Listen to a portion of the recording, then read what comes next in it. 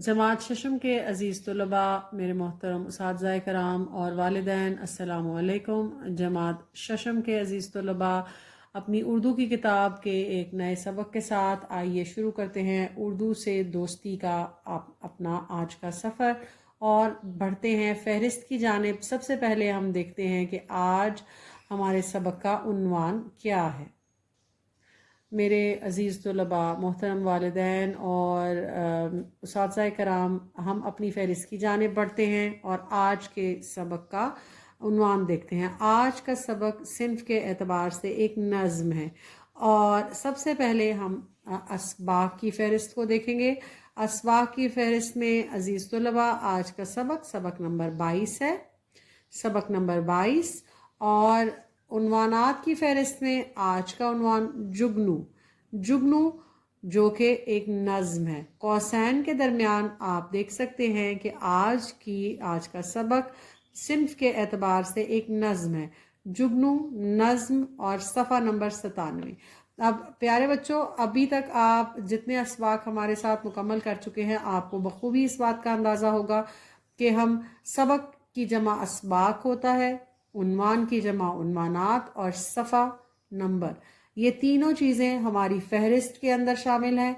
अज़ीज़ वालिदैन, वो वालिदैन जो घर पर ऑनलाइन अपने बच्चों के साथ उर्दू के असबाक पढ़ रहे हैं, या नए उस्ताद कराम या पुराने उस्ताद कराम, सब के लिए यकसा पैगाम। जब भी आप सबक की पढ़ाई शुरू करें, सबसे पहले बच्चों को फ़हरिस्त की जानिब लेकर जाएं, असबाक का अहाता करें, उन्वानात का अहाता करें और सफ़ा नंबर ज़रूर पढ़ें। इस तरह बच्चों को 2 दफ़ा उर्दू की गिनती हिंसों में पढ़ने का मौका मिलेगा और उनकी गिनती भी उर्दू की गिनती भी बेहतर हो जाएगी। तो सिन्फ के एतबार से आज का सबक जुगनू एक नज़्म है। तो आइए हम शुरू करते हैं जुगनू की पढ़ाई। मेरे अज़ीज़ तलबा, सफ़ा नंबर 97 पर हमारा सबक नंबर 22 और नज़्म है जुगनू। और शायर का नाम क्या है, अभी हम आगे चलकर देखेंगे। सबसे पहले सबक का पहला हिस्सा हमारे उस्ताद कराम के लिए, लेकिन अगर आप घर पर मौजूद एक वालिद या वालिदा हैं और आप अपने बच्चे को के लिए ये लेसन सुन रहे हैं, तो ये हिस्सा सिर्फ उस्ताद कराम के लिए है। इस हिस्से के कुछ कुछ चीज़ें जो हैं वो तलबा के लिए भी यकसा मुफीद हैं, लेकिन पहला हिस्सा बराह करम उस्ताद कराम के लिए। हासिलात ताल्लुम यानी हमारे SLOs, लर्निंग ऑब्जेक्टिव्स। सबसे पहले मुहावरों का मफहूम समझते हुए इबारत पढ़ सकें। हमें अपने तलबा को इस काबिल बनाना है कि वो मुहावरों का मफहूम समझते हुए इबारत पढ़ सकें और मुहावरात को पहचान कर उनका इस्तेमाल कर सकें। आप उस्ताद कराम, आपकी आसानी के लिए मैं दोहराती चलूँ, मुहावरा 2 या 2 से ज़्यादा अल्फाज का ऐसा मजमुआ या जुमला होता है जो अपने हकीकी या लफ्ज़ी मानों की बजाय मिजाजी मानों में इस्तेमाल हो। यानी अगर मैं सादा ज़ुबान में कहूँ तो जब हम मुहावरा बोलते हैं तो उसके अल्फाज का सीधा साधा मतलब नहीं लिया जा सकता, बल्कि उसके पीछे छुपा हुआ एक गहरा और ख़ास मफहूम मुराद होता है। और हम इस सबक में आगे चलकर मुहावरे के बारे में तफसील से पढ़ेंगे। मैं आपको नुकात की सूरत में बताऊंगी कैसे आप मुहावरा को पहचान सकते हैं, कैसे आप मुहावरात को पहचान सकते हैं और कैसे आप ज़रबुल मिसल और मुहावरा दोनों में फ़र्क कर सकते हैं। अगर आप हमारे चैनल पर नए हैं तो सबसे पहले चैनल को सब्सक्राइब कर लीजिए। और अगर आपके लिए भी बतौर उस्ताद ये समझना और अपने तलबा को समझाना मुश्किल होता है कि मुहावरा क्या है, ज़रबुल मिसल क्या है और दोनों में फ़र्क क्या है, क्योंकि जब आप मुहावरा और ज़रबुल मिसल दोनों की तारीफ़ देखते हैं तो दोनों की तारीफ़ यकसा है, लेकिन कुछ फ़र्क जो हैं वो तो इसमें शामिल हैं। तो इस मुहावरा और ज़रबुल मिसल का जो फ़र्क है, उसके जो नुकात हैं, अहम नुकात, वो मैं इस लेक्चर का हिस्सा भी बनाऊंगी और मैं कोशिश करूंगी कि मैं अलग से भी एक सबक तैयार करूं उन उस्ताद कराम के लिए जो इस फ़र्क को जानना चाहते हैं और बेहतरीन उस्ताद बनकर और समझ कर अपने कमरा जमात में जाना चाहते हैं, अपनी जमात के मेयार के मुताबिक जुमले बना सकें। बहुत ज़रूरी बात मोहतरम उस्ताद कराम, अपनी जमात के मेयार के मुताबिक, यानी अपनी जमात में मौजूद तलबा के जहनी मेयार के मुताबिक ہمیشہ جملہ سازی کرتے ہوئے اس بات کا خیال رکھیے کہ آپ اپنی جماعت کے طلباء کے معیار کے مطابق ہی جملہ بنائیں۔ جملہ سادہ، واضح اور آسان بنائیے۔ عبارت پہ متضاد الفاظ یعنی الفاظ اور ان کے الٹ کو پہچان کر ان کو استعمال کرنا بھی سکھایا جائے، اور اس بات کو یقینی بنایا جائے کہ آپ کے طالب علم سبق کے اختتام تک یہ تمام اہداف جو ہے ان کو مکمل طور پر سر کر چکے ہوں۔ نظم کی تشریح لکھ سکیں، نظم پڑھ کر خلاصہ لکھ سکیں، مضمون لکھ سکیں کم از کم 2 الفاظ کا۔ اب سب سے آخر میں تخلیقی لکھائی ہے۔ ہمارے اسکولز میں، ہمارے جامعات میں تخلیقی لکھائی کو اتنی زیادہ اہمیت نہیں دی جاتی، تو یہ صحیح وقت ہے کہ اگر آپ ہمارے چینل پر موجود ہیں، اگر آپ ہمیں فالو کر رہے ہیں، تو آپ مضمون نویسی کو بچوں کی اردو لرننگ کلاس کا ایک مستقل حصہ بنائیے، ان کی تخلیقی صلاحیتوں کو اجاگر کیجیے، روزمرہ موضوعات پر لکھنے کو ترجیح دیجیے، جیسے پیاری امی، میرے ابو، میرا گھر، میرا بستہ، میرا اسکول، میرا بہترین دوست یا میرا پسندیدہ پھل۔ اس طرح کے عنوانات کو چن کر بچوں کو ذخیرہ الفاظ کے ساتھ دیجیے اور کوشش کیجیے کہ بچے اس کو انفرادی طور پر لکھنے کی کوشش کریں، سادہ، آسان اور چھوٹے جملوں کے ساتھ۔ تو آئیے بڑھتے ہیں بچوں جگنو کی جانب، لیکن پڑھنے سے پہلے آپ نے اب تک علامہ اقبال رحمۃ اللہ علیہ کی کون کون سی نظمیں پڑھی ہیں؟ کمرہ جماعت میں، گھر میں آپ بچوں سے یہ سوال ضرور پوچھئے۔ علامہ اقبال رحمۃ اللہ علیہ، جنہیں شاعر مشرق بھی کہا جاتا ہے، انہوں نے اردو اور فارسی زبان میں بہت سی شاعری کی۔ ان کی شاعری کا ایک بڑا حصہ بچوں کے لیے بھی ہے۔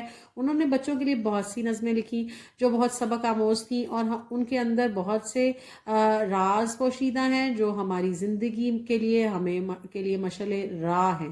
تو آپ نے اب تک علامہ اقبال رحمۃ اللہ علیہ کی کون سی نظمیں پڑھی ہیں؟ تو محترم اساتذہ کرام، اگر آپ ایک نئے استاد ہیں تو برائے مہربانی تھوڑی سی ریسرچ کیجئے، تھوڑا سا پڑھیے، پڑھ کر دیکھیے علامہ اقبال کی لکھی ہوئی نظموں کے نام۔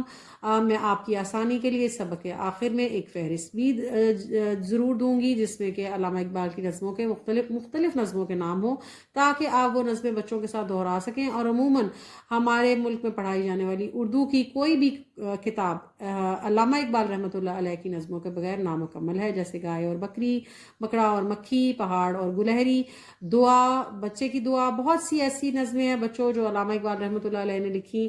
اور جگنو بھی انہی نظموں میں سے ایک نظم ہے جو کہ نہ صرف ایک خوبصورت پیس آف لٹریچر ہے بلکہ وہ بچوں کے لیے کوئی نہ کوئی سبق بھی ضرور دیتی ہے۔ ان نظموں میں شاعر نے ہمیں کیا پیغام دیا ہے؟ علامہ اقبال نے اپنی مختلف نظموں میں ہمیں زندگی گزارنے کا فلسفہ بیان کیا ہے، ہمیں بہت سارے ایسے پیغامات دیے ہیں اساتذہ کرام، جیسے ہیں لوگ وہی جہاں میں اچھے آتے ہیں جو کام دوسروں کے۔ علامہ اقبال کی کوئی بھی نظم ایسی نہیں ہے جو دانش اور حکمت کے بغیر ہو، ہر نظم ایک پیغام ہے نونہالوں کے لیے۔ اگر وہ نظم بچوں کے لیے لکھی گئی ہے، نونہالوں کے لیے لکھی گئی ہے، تو وہ کسی بھی معنی کے بغیر نہیں ہے۔ صنف کے اعتبار سے نظم ہونے کے علاوہ علامہ اقبال رحمۃ اللہ علیہ کی تمام نظمیں اپنے اندر مختلف پیغامات لیے ہوئے ہیں۔ ہمارا تیسرا نقطہ، معلم، استاد، معلمہ، استانی، مذکر اور مؤنث۔ علامہ اقبال رحمۃ اللہ علیہ کا کوئی شعر آہنگ سے سنائیں۔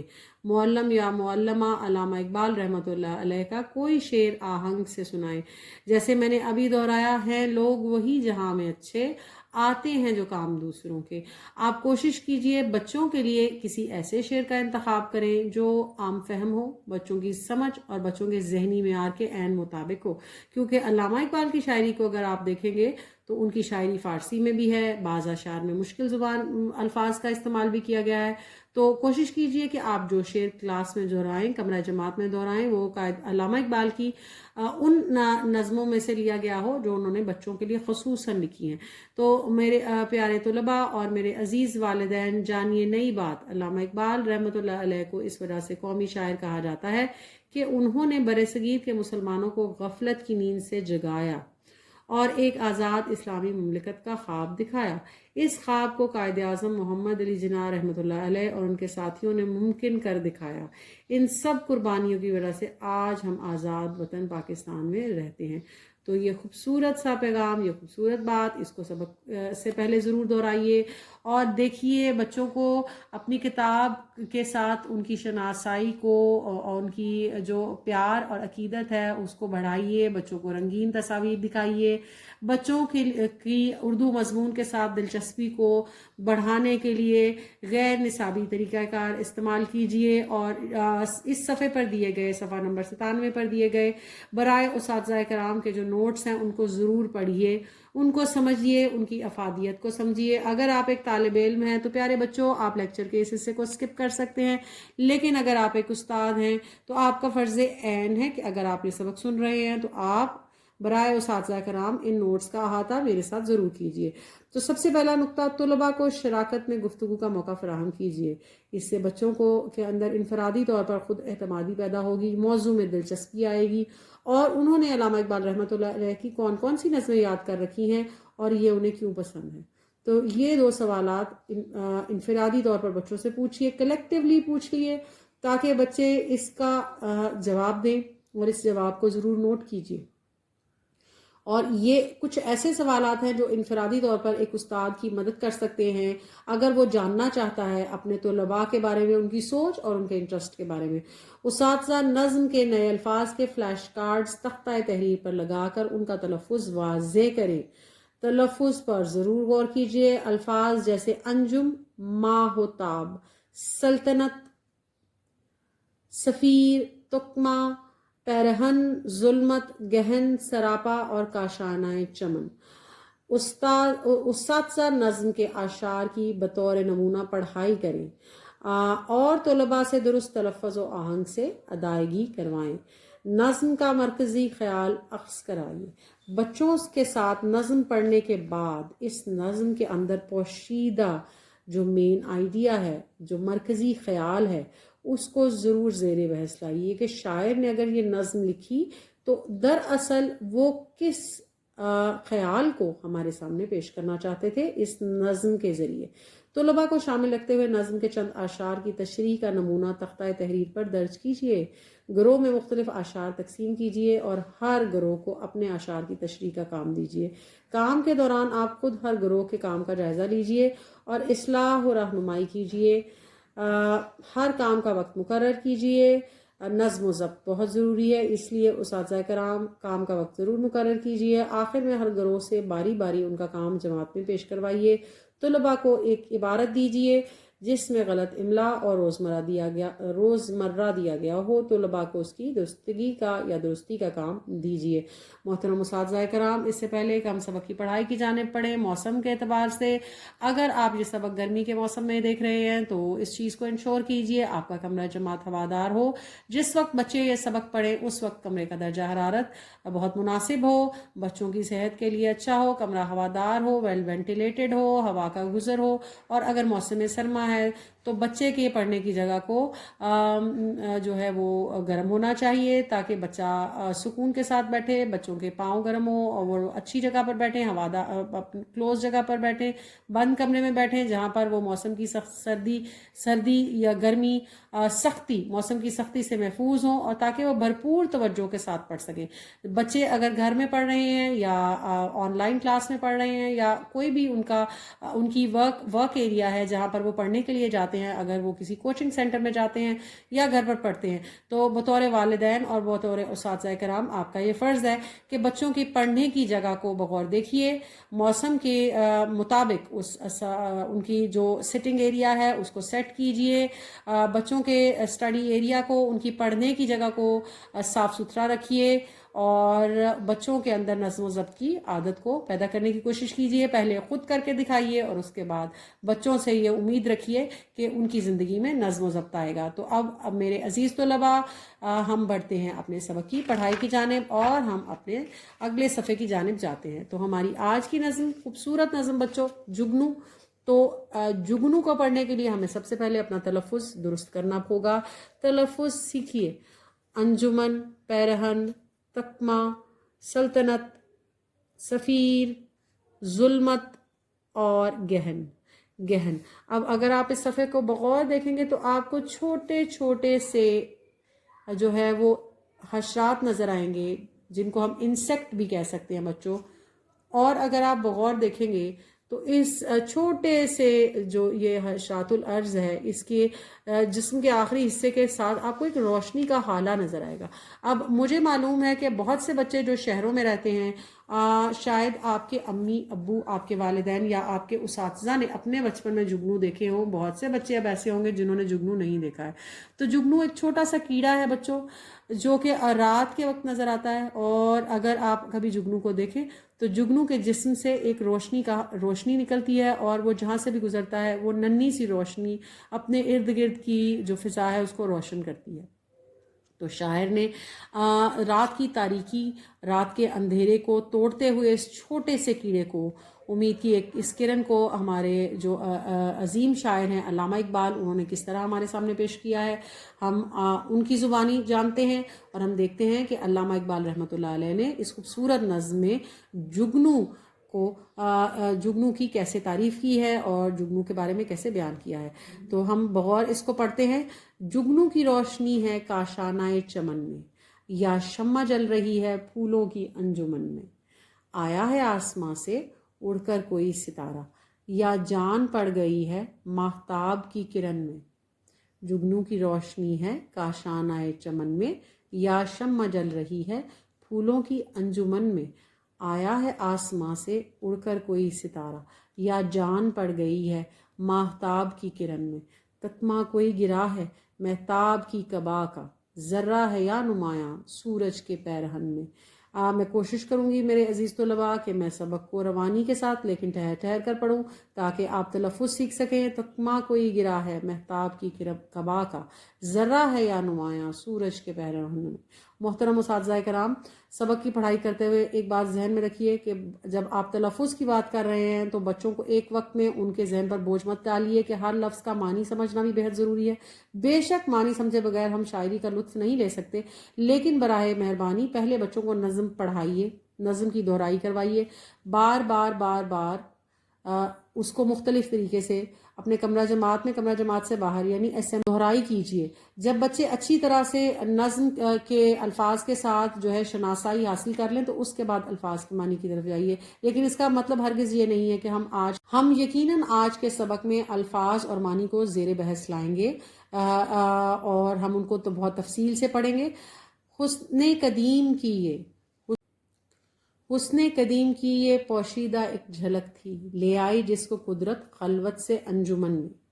حسن قدیم کی یہ پوشیدہ ایک جھلک تھی، لے آئی جس کو قدرت خلوت سے انجمن میں۔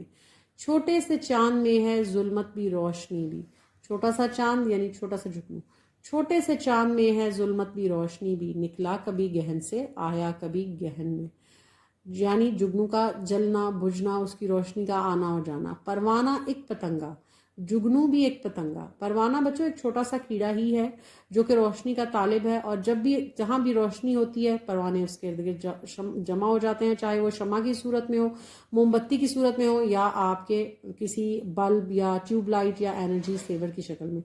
پروانہ ایک پتنگا، جگنو بھی ایک پتنگا، یعنی دونوں ہی تو کیڑے ہیں، وہ روشنی کا طالب، یہ روشنی سراپا، ایک روشنی کو ڈھونڈنے والا اور دوسرا خود دوسروں کو روشنی دینے والا۔ ہر چیز کو جہاں میں قدرت نے دل بری دی، خوبصورتی دی، پروانے کو تپش دی، جگنو کو روشنی دی۔ ہر چیز کو جہاں میں قدرت نے دل بری دی، پروانے کو تپش دی، جگنو کو روشنی دی۔ سایہ دیا شجر کو، پرواز دی ہوا کو، پانی کو دی روانی، موجوں کو بے کلی دی۔ یہ اختلاف پھر کیوں ہنگاموں کا محل ہو، ہر شے میں جب کہ پنہاں خاموشی ازل ہو۔ آخری دو اشعار اپنے اندر ایک سوال لیے ہوئے ہیں بچوں۔ ابھی آپ کے ننھے اذہان اس کو سمجھنے کے قابل نہیں ہے، لیکن جب آپ پورا لیکچر سنیں گے، آپ ہمارے ساتھ اس نظم کو بطور صنف پڑھیں گے اور اس کے معنی جانیں گے، تو آپ نہ صرف لطف اندوز ہوں گے بلکہ آپ علامہ اقبال کی اور شاعری پڑھنے کے لیے بھی موٹیویٹ ہو جائیں گے۔ تو میں آخری بار اس کا تلفظ واضح کرنے کے لیے اس نظم کی پڑھائی کر رہی ہوں۔ جگنو کی روشنی ہے کاشانہ چمن میں، یا شمع جل رہی ہے پھولوں کی انجمن میں، آیا ہے آسماں سے اڑ کر کوئی ستارہ، یا جان پڑ گئی ہے ماہتاب کی کرن میں، تکما کوئی گرا ہے مہتاب کی قبا کا، ذرہ ہے یا نمایاں سورج کے پیرہن میں، اس نے قدیم کی یہ پوشیدہ ایک جھلک تھی، لے آئی جس کو قدرت خلوت سے انجمن میں، چھوٹے سے چاند میں ہے ظلمت بھی روشنی بھی، نکلا کبھی گہن سے آیا کبھی گہن میں، پروانہ ایک پتنگا جگنو بھی ایک پتنگا، وہ روشنی کا طالب یہ روشنی سراپا، ہر چیز کو جہاں میں قدرت نے دل بری دی، پروانے کو تپش دی، جگنو کو روشنی دی، سایہ دیا شجر کو، پرواز دی ہوا کو، پانی کو دی روانی، موجوں کو بے کلی دی، یہ اختلاف پھر کیوں ہنگاموں کا محل ہو، ہر شے میں جب کہ پنہاں خاموش یہ ازل ہو۔ علامہ اقبال رحمۃ اللہ علیہ اس خوبصورت نظم کے شاعر مشرق۔ پیارے بچوں، اگر آپ ہمارے چینل پر نئے ہیں تو سب سے پہلے آپ اپنے والد یا والدہ کی مدد سے ہمارے چینل کو سبسکرائب کیجئے۔ ہم بالکل آپ کو یہ نہیں کہیں گے کہ آپ اپنے ماما یا بابا کا فون انڈیپینڈنٹلی یوز کریں۔ اگر آپ ایک استاد ہیں تو ہماری آپ سے گزارش ہے کہ چینل کو سبسکرائب کیجئے اور ہمارے ساتھ اسباق کو زیر بحث لائیے، پارٹیسپیٹ کیجئے ہمارے اسباق کو بہتر بنانے میں، کمنٹ سیکشن میں اپنے آرا دے کر۔ تو اب بچوں، ہمیں کیسے پتہ چلے گا کہ اس نظم کے معنی کیا ہیں، اس نظم میں چھپا ہوا وہ پیغام کون سا ہے جو علامہ اقبال نے ہمیں دیا؟ اس کو جاننے کے لیے ہمیں اس نظم کو بطور صنف پڑھنا ہوگا۔ تو اس کے لیے ہمارے لیے خوبصورت سی مشق مرتب کی گئی ہے، لیکن اس مشق کا احاطہ کرنے سے پہلے میں چاہوں گی کہ آپ کتاب کے آخر میں جائیں اور فرہنگ کو دیکھیں۔ میرے عزیز طلباء، اگر آپ صفحہ نمبر 120 پر جائیں گے تو یہاں پر آپ کو فرہنگ کا آخری صفحہ نظر آئے گا، اور یہاں پر جگنو کے عنوان کے ساتھ آپ کو 1 2 3 4 5 اور 6 الفاظ نظر آئیں گے۔ تو میں ہمیشہ آپ سے کہتی ہوں کہ یہ فرہنگ نہایت مفید اور موضوع ہے، لیکن یہ اسباق میں موجود مکمل مشکل الفاظ کا احاطہ نہیں کرتی۔ تو اس کے لیے ہم اپنی بیاض کا سہارا لیں گے، یعنی بیاض یعنی نوٹ بک، کاپی۔ ہم اس پر اپنے نوٹس جو ہم پریپیئر کرتے ہیں، آپ پریپیئر کرتے ہیں اپنی استاد کے ساتھ، آپ ان کو میرے ساتھ پڑھیں گے، لکھے ہوئے نوٹس کو پڑھیں گے اور سمجھیں گے۔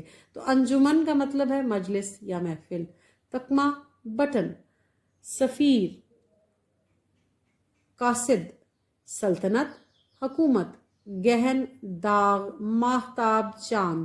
اب بچوں، یہ ایک ایک لفظ کا دیا گیا ہے الفاظ کی فہرست میں، اور ان کا ایک ایک ہی معنی دیا گیا ہے، لیکن اردو ایک مکمل زبان ہے، اور اس زبان میں ہمیں عربی اور فارسی کی آمیزش نظر آتی ہے۔ تو بعض اوقات یہ یقیناً ایسا ہوتا ہے کہ بچوں، آپ کو ایک لفظ کے ایک سے زیادہ معنی بھی پڑھنے کو ملتے ہیں۔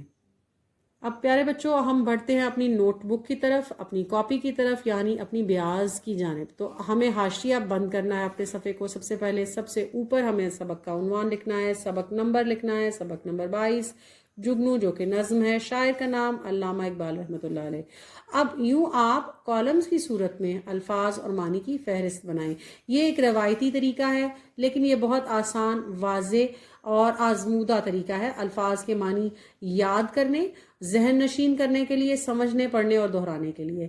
اور یہ برسوں سے آزمایا جا رہا ہے، اس لیے ہم اس کو آزمودہ کہہ سکتے ہیں۔ انجمن مجلس، تکمہ بٹن، سفیر قاصد، سلطنت حکومت، گہن داغ ماہتاب چاند، کاشانہ آشیانہ، کاشانہ رہنے کی جگہ کو کہتے ہیں بچوں، رہنے کی جگہ، رہنے کی جگہ۔ اب جب آپ میرے ساتھ اشعار کی تشریح کریں گے تو آپ کو یہ جان کر بے حد خوشی ہوگی کہ ہم ان تمام الفاظ کی فہرست کو دوبارہ دہرائیں گے۔ الفاظ اور معنی۔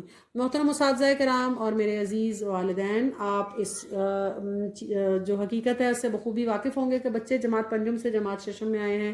یہ اکثر پڑھنے کا انداز اور اسلوب بدل چکا ہے، بچوں کو چیزیں قدرے مشکل معلوم ہو رہی ہیں، لیکن اگر آپ تھوڑی سی ویجیلنٹ طریقہ کار اپنائیں گے، اگر آپ تھوڑا سا تفصیل میں جائیں گے، بچوں کا ساتھ دیں گے، تو آپ لرننگ کا یہ پروسیس ان کے لیے فل آف فن بھی بنا سکتے ہیں، دلچسپ بھی بنا سکتے ہیں اور آسان بھی بنا سکتے ہیں۔ خلوت، تنہائی، طلب کرنے والا، سراپا، سر سے پاؤں تک، دل بری خوبصورتی، پنہا چھپا ہوا، ازل ہمیشہ سے، اور گمنام۔ اب جو نئی چیزیں ہمارے سبق کی فہرست میں شامل ہوئی ہیں بچوں، جو جماعت ششم کے طلباء کے لیے نئی ہو سکتی ہیں، ہو سکتا ہے کچھ سکولز میں تو آپ نے پہلے جماعت پنجم میں ان دو چیزوں کا احاطہ کیا ہو، جیسے مرکزی خیال اور خلاصہ، لیکن کچھ سکولز میں ایسے ہو سکتا ہے کچھ صورتوں میں کہ بچے پہلی بار مرکزی خیال اور خلاصہ لکھنے جا رہے ہوں۔ تو بچوں مرکزی خیال کیا ہے؟ مرکزی خیال ہے وہ مین آئیڈیا، مین تھاٹ۔ اگر آپ کی مادری زبان تو اردو ہے، لیکن آپ کسی ایسے ملک میں رہتے ہیں یا کسی ایسی جگہ موجود ہیں جہاں پر آپ نے اردو کو نہیں پڑھا ہے اسکول میں، تو مرکزی خیال کا معنی ہے مین آئیڈیا اور مین تھاٹ۔ تو شاعر کے ذہن میں وہ کون سا مین آئیڈیا تھا جو انہوں نے زیر بحث لائے اس نظم میں؟ اس نظم کا مرکزی خیال یہ ہے کہ اللہ تعالیٰ نے کائنات کی ہر چیز کو منفرد اور الگ خصوصیات سے نوازا ہے۔ اگر جگنو کو روشنی دی ہے تو پروانے کو اس روشنی کا دیوانہ بنایا ہے۔ کائنات کو اس تنوع یعنی اختلاف، ڈفرنس میں ایک خوبصورت نظم و ضبط ہے۔ کائنات کے اندر یہ جو ڈفرنس ہے بچوں، اس میں ایک خوبصورت نظم و ضبط ہے، ڈسپلن ہے۔ اس لیے ہمیں اس دنیا کے اختلافات پر جھگڑنے کی بجائے اللہ کی حکمت اور قدرت کو سمجھنا چاہیے۔ ہمیں نیچر سے، ہمیں اللہ تعالیٰ کی حکمت سے اور قدرت سے سبق لینا چاہیے، کیسے دریا روانی سے بہ رہے ہیں، کیسے ہوا روانی سے چل رہی ہے، رین سائیکل کو دیکھیں، ہم نیچر کو دیکھیں، آبزرو کریں، تو بچوں ہمیں اللہ کی حکمت سمجھ میں آتی ہے۔ اور یہی پیغام ہے علامہ اقبال رحمۃ اللہ علیہ کا اس نظم میں، کہ پھر ہم انسان ہی واحد چیز کیوں ہے جو اللہ تعالیٰ کے بنائے ہوئے نظام میں خوش نہیں ہے؟ رنگ و نسل، زبان اور مختلف چیزوں کو لے کر ہم ہر وقت جھگڑوں میں پڑے رہتے ہیں۔ اب بچوں، اب ہم بڑھتے ہیں اگلے سبق کے اگلے پڑاؤ کی جانب، جو کہ ہے خلاصہ۔ خلاصہ یعنی پورے نظم کا احاطہ، نظم کی تمام نظم میں شروع سے لے کر آخر تک شاعر کیا کہتے ہیں؟ شاعر کہتے ہیں کہ باغ میں جگنو کی روشنی ایسی لگتی ہے جیسے پھولوں کی محفل میں شمع جل رہی ہو۔ یعنی جگنو کی روشنی، جب جگنو باغ میں اڑ رہا ہوتا ہے تو اس کی روشنی کیسی لگتی ہے؟ جیسے کسی محفل میں، کسی گیدرنگ میں ایک شمع جل رہی ہو، کسی جیسے ادبی محفل، جیسے کہ کوئی مشاعرہ، اور آپ کو وہاں شمع جلتی نظر آئے، یا آسمان کا کوئی تارا ٹوٹ کر زمین پر آ گیا ہو، یعنی کوئی چمکدار چیز۔ ایسا محسوس ہوتا ہے جیسے چاند کی کوئی کرن زندہ ہو گئی ہو، یا سورج کے لباس کا کوئی ٹکڑا ٹوٹ کر گر گیا ہو۔ جگنو رات کے اندھیرے میں کوئی چاند سا معلوم ہوتا ہے۔ اللہ تعالیٰ نے کائنات کی ہر چیز کو الگ صفت دی ہے، خوبی دی ہے۔